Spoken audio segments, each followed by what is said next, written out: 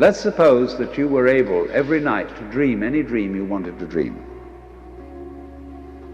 And that you could, for example, have the power within one night to dream 75 years of time, or any length of time you wanted to have. And you would naturally, as you began on this adventure of dreams, you would fulfill all your wishes. You would have every kind of pleasure you could conceive. And after several nights of 75 years of total pleasure each, you would say, well, that was pretty great. How can